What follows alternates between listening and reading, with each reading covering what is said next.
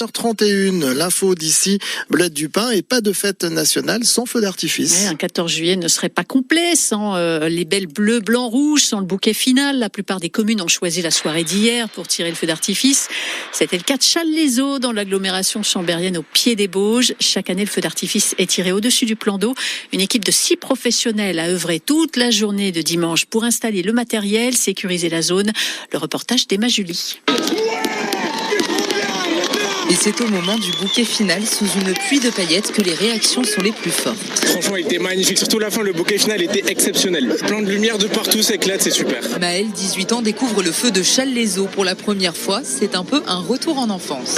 Et puis, c'est aussi quelque chose qui remonte à des siècles, les feux d'artifice qui se perpétuent de génération en génération. Et c'est magnifique, je trouve. Fred, lui, vient chaque année et cette fois encore, il n'est pas déçu. Il a été super long et super joli à regarder, magnifique.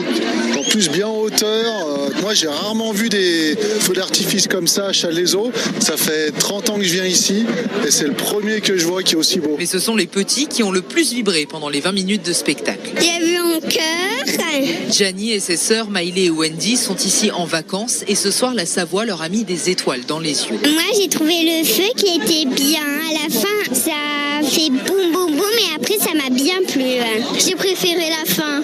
Ma couleur préférée, c'était le rouge parce qu'il y en avait beaucoup. La fête est réussie pour le plus grand bonheur d'Olivier Blanchard, artificier depuis 30 ans. Sur l'autre berge du lac, il s'active avec son équipe depuis le matin. On a des pièces pyrotechniques qui vont monter à 20 ou 30 mètres de haut, puis on va avoir des pièces qui vont monter à 60, 75, voire 100 et 125 mètres de haut. Toutes nos lignes ont été montées dans un ordre bien précis, de manière à rendre non seulement un attrait, mais surtout une explosion de joie, on va dire, au public. Et pour nous, c'est juste un instant magique que de recevoir ces applaudissements du public. Il faut dire que le décor aide à la magie du spectacle. Il y a le lac, mais surtout les montagnes environnantes. Le fait que ces montagnes soient si proches vont permettre d'enfermer le bruit et de créer cette caisse de résonance qui donne un côté magique et une quantité de bruit qu'on ne retrouvera pas sur un autre site. Et pour être en osmose avec le public, ces feux sont sans musique. Pouvoir justement ne pas être tenu